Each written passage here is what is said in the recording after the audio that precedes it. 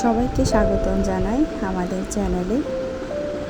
আজকে আমরা চলে যাব শ্রীমঙ্গলের কমলগঞ্জ উপজেলার মাধবপুর লেকে।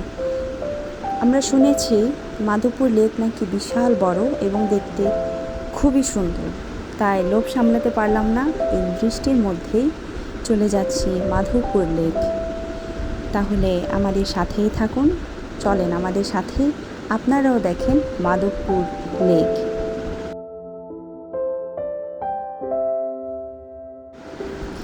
চারিদিকে সারি সারি চা বাগান, দুপাশেই রাস্তার দুধারে চায়ের সারি সারি বাগান দেখে মনটা ভরে গেল। তারপরে আবার যেতে যেতে দেখলাম রাবার বাগান। খুবই মনোমুগ্ধকর একটি দর্শনীয় স্থান।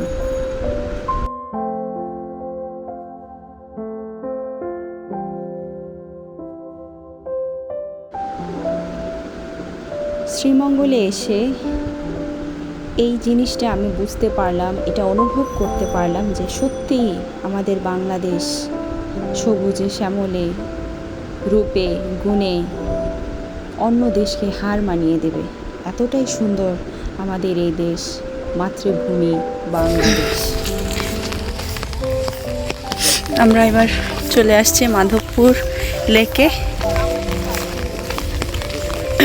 সামনের লেকটি, তো এবার যেতে থাকি সামনের দিকে কী কী আছে, আমাদের সাথেই থাকুন। চারিদিকে চা বাগান,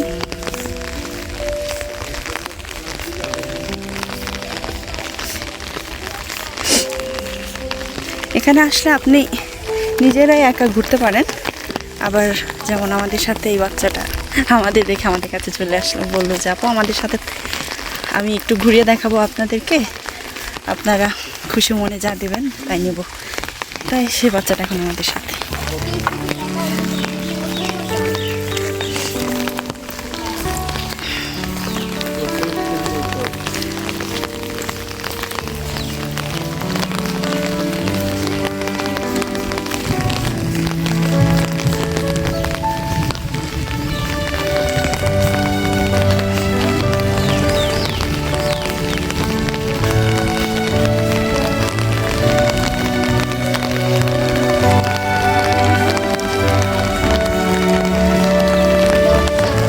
কি এটা?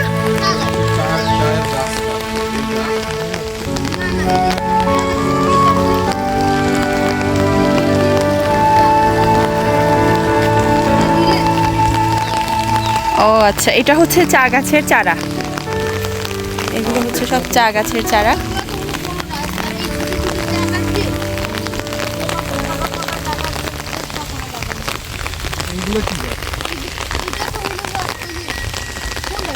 এই যে বড়গুলো,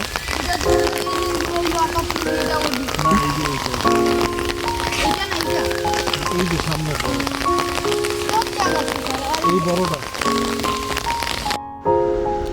সেদিন এত বৃষ্টি ছিল যে রাস্তা খুবই কাদা হয়ে গিয়েছিল, তাই আমরা এই কাদার মধ্য দিয়ে হেঁটে যাচ্ছিলাম সে মাধবপুর লেক দেখার জন্য। আমরা এসেও পড়েছি মাধবপুর লেকে। এই ছেলেটা আমাদেরকে পুরো এরিয়াটা ঘুরিয়ে দেখাবে বলে আমাদের সাথেই আছে। চলেন দেখতে যাই, দেখতে থাকি আমাদের এই মাধবপুর লেক।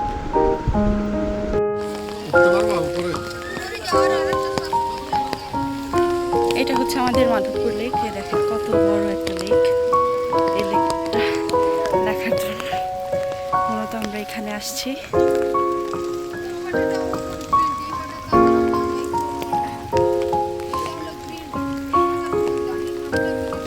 এটা কি শাপলা ফুল? এখানে হচ্ছে যে বেগুনি কালারের শাপলা ফুল দেখা যাচ্ছে।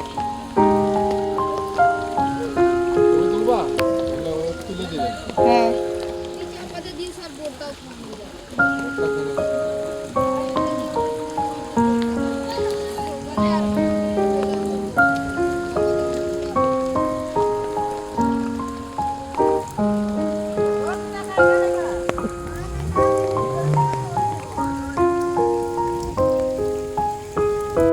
আমরা একটু লেকের দেখি কত দূর যাওয়া যায়। আমরা আসলে উপর থেকে ভিউটা নিতে চাচ্ছি, কিন্তু ভিউটা নেওয়া যাবে কিনা জানি না, কারণ পাহাড়ের উপরে ওঠা সম্ভব না, কারণ অনেক অনেক কাদা মাটি, তার উপর আবার অনেক পিছলা জায়গা, সেই কারণে।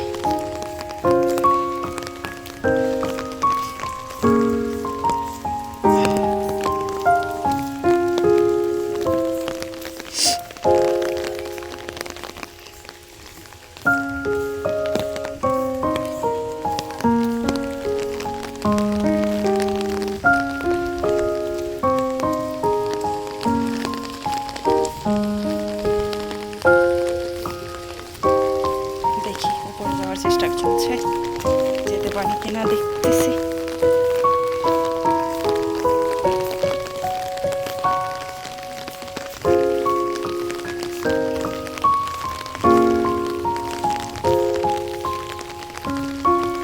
আমার কালো প্যান্ট পুরা সাদা হয়ে যাবে, এখান থেকে ওঠা যাবে?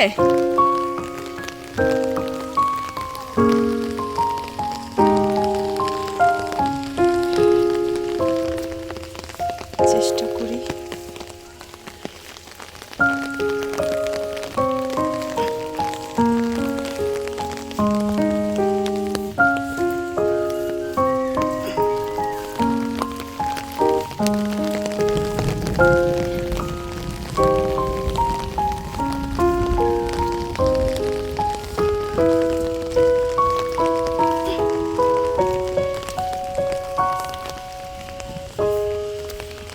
এই তো প্রায় উঠে গেছি।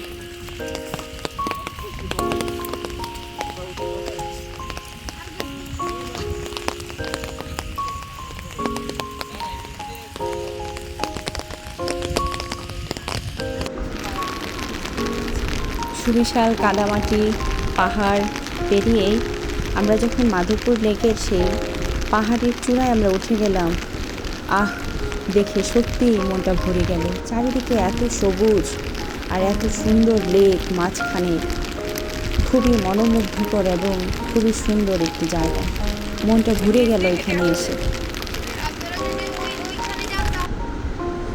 সেদিন বৃষ্টি বেড়েই যাচ্ছিল, তো সেই কারণে আমরা দেরি করলাম না, খুব দ্রুত সে পাহাড় থেকে নেমে সেই লেকের ধার বেয়ে আমরা আস্তে আস্তে আমাদের মাধবপুর লেক ঘোরা সমাপ্ত করি। দেখেন তারপরও এই মাধবপুর লেকে সুন্দর সুন্দর বিভিন্ন বেগুনি কালারের ফুল ফুটেছিল, এত সুন্দর দেখতে লাগছিল। যদিও বা বৃষ্টির কারণে পুরোটা ঘুরে দেখতে পারিনি, তারপরও যতটুকুই আমরা পেরেছি মনটা ভরে গিয়েছে। তারপরে আমাদের সাথে যে ছেলেটা ছিল, সে খুবই ছোট, সে মাত্র ক্লাস 6-এ পড়ে। তার যে মনের দুঃখ বেদনা, সে কথাগুলো আমাদের সাথে শেয়ার করছিল। সে কিন্তু একজন আদিবাসী ছেলে, তারা সেই চা বাগানেই থাকে এবং সেখানেই তাদের পরিবার সেই চা বাগানে কাজ করে তাদের রুটি রুজির পরিচালনা করে। শুনে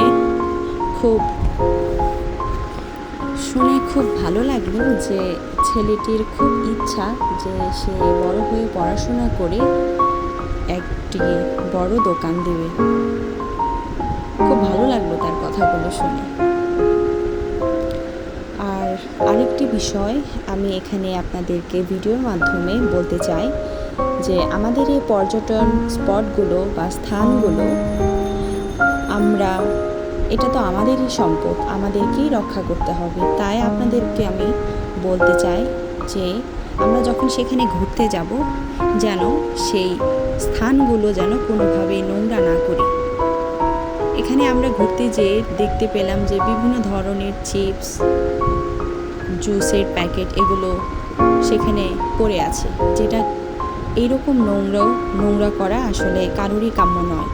তাই আপনাদেরকে ভিডিওর মাধ্যমে এইটুকু বার্তা দিতে চাই যে আমরা যেখানেই যাই না কেন আমরা যেন আমাদের সেই পর্যটন স্পটগুলো যেন আমরা নোংরা না করি।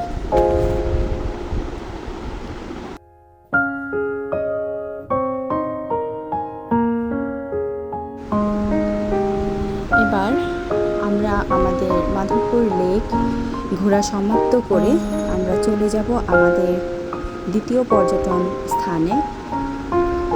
তাই এবার আমরা যাওয়ার পথে, এটা হচ্ছে মাধবপুর লেকের পাশের রাস্তা।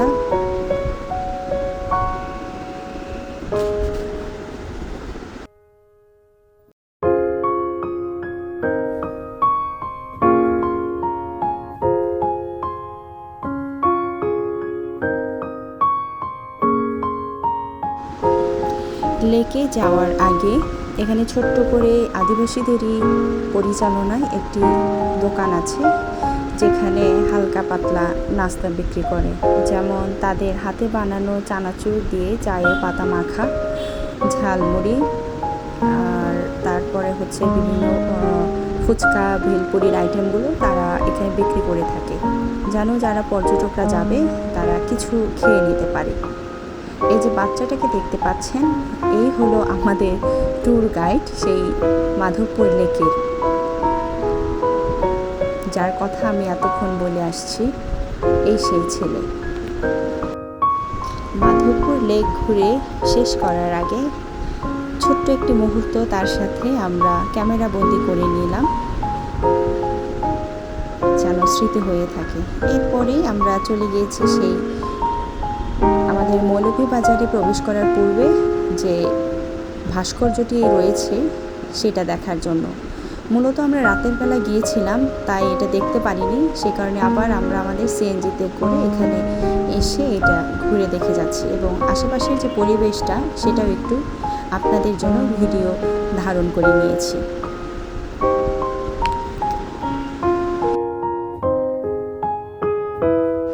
এবং শেষবারের মতো আবার এটা ঘুরে দেখে কিছু ফটো তুলে তারপরে আমরা আমাদের সেই গন্তব্যস্থান হোটেলে আমরা চলে যাব। এই তো এখানে কিছু ছবি দেওয়া আছে। এই হলো আজকের জন্য, আজকের মতো এই পর্যন্ত। সবাই ভালো থাকবেন, সুস্থ থাকবেন, দেখা হবে।